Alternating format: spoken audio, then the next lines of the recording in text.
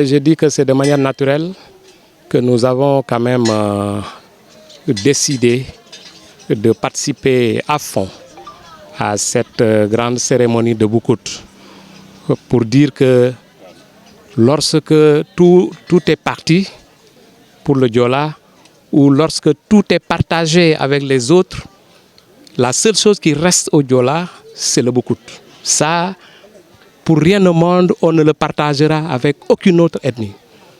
Quand on parle des pratiques culinaires, effectivement, dans le temps, il y avait des pratiques culinaires propres au Diola.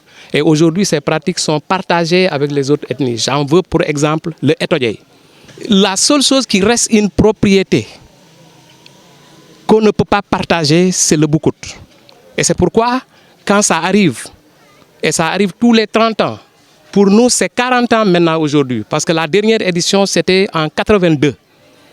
Donc, c'est pour dire que c'est la chose qui nous reste et que nous allons conserver, quel que soit par ailleurs notre statut, quel que soit par ailleurs, en tout cas, les fonctions qu'on occupe, et quel que soit par ailleurs partout où on vit dans le monde entier. Je vous disais tout à l'heure que j'ai une tante qui est là devant nous, qui vient de la France.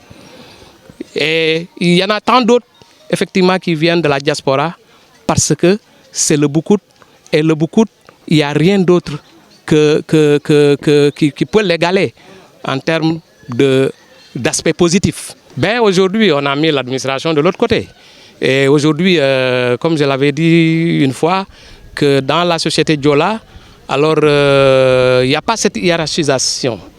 Tout le monde est au même niveau.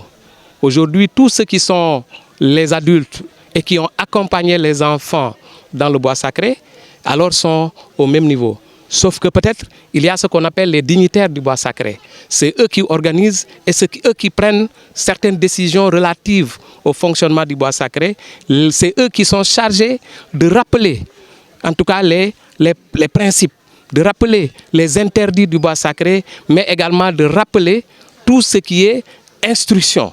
Parce qu'en fait, le Boucoute aussi, c'est une institution. Et toute institution a ses règles, a ses lois. Et ces lois-là, il y a des gardiens de ce temple, ces gardiens de ces traditions qui sont aujourd'hui en train d'être, en tout cas, transmises aux jeunes générations pour que demain, que ces générations-là aussi n'ignorent pas que voilà ce qui est permis